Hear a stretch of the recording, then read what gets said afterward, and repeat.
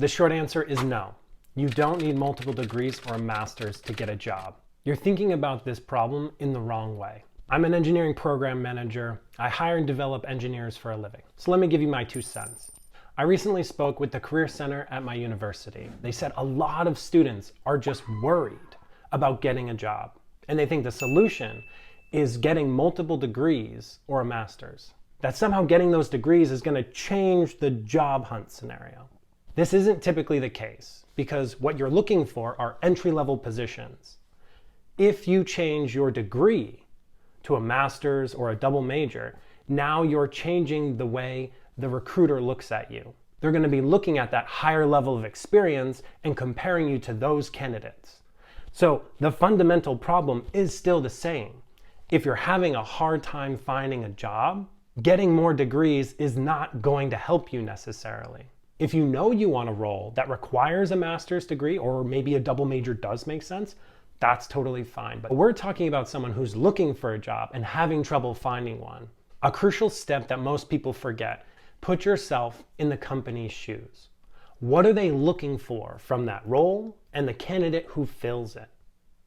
And if you don't know the answer to that question, then reread the job description very carefully. This will typically point you to a skill set that they've highlighted.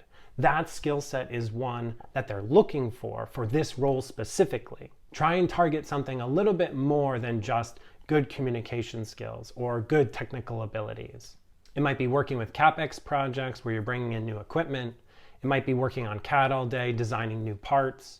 It might be working with cross-functional teams, which means you have the ability to communicate across businesses and departments. Any one of those skill sets can differentiate you from other people. So your job is to create your resume and interview in a way that highlights your experience with that skill set. Now, the big caveat here is that you actually have to have that skill. If you have no idea how to use CAD, or you've never worked on a cross-functional team with multiple businesses, then don't pretend to. That's not the role for you. The goal is to find the role that matches your skill set. Now, this takes a little bit more time. You have to go through the job description line by line and highlight what you think is valuable and where your skill set matches and aligns. You could just straight up ask the recruiter, hey, I'm really interested in this position and I think I'm a good fit. Is there one skill set that you're looking for more than others in this role? And they might just respond to you with the answer and say, yes, we are looking for this skill set because the role is going to be doing a lot of this work for this upcoming project we have.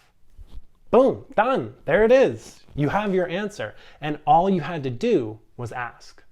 So don't be afraid to contact someone, reach out, ask for further clarification. That shows an interest in the role and is always a good thing.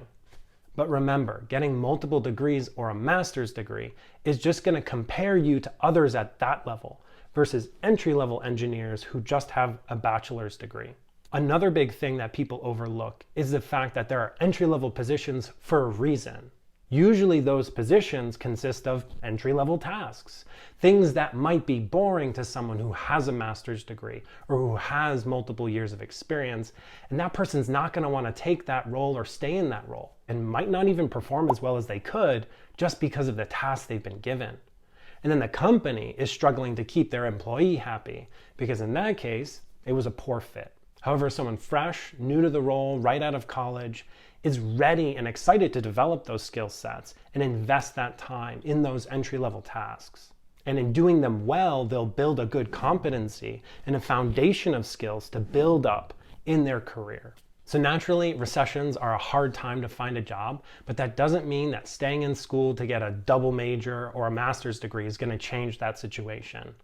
Your focus should be on finding the skill sets that differentiate you from other people, whether it's your hobbies, specific projects, or specific courses you've taken, and use those to identify your skills that match the role. That's what's going to help you land the job. Remember, it's going to take some time. It'll be frustrating, and you're going to get rejected sometimes, so be ready for that. But that doesn't mean there's not a job for you. It just means that wasn't the one. So keep searching, keep hunting, and you're going to find something out there. Let me know down in the comments if there's any other topics or questions you want me to cover. Otherwise, catch you later.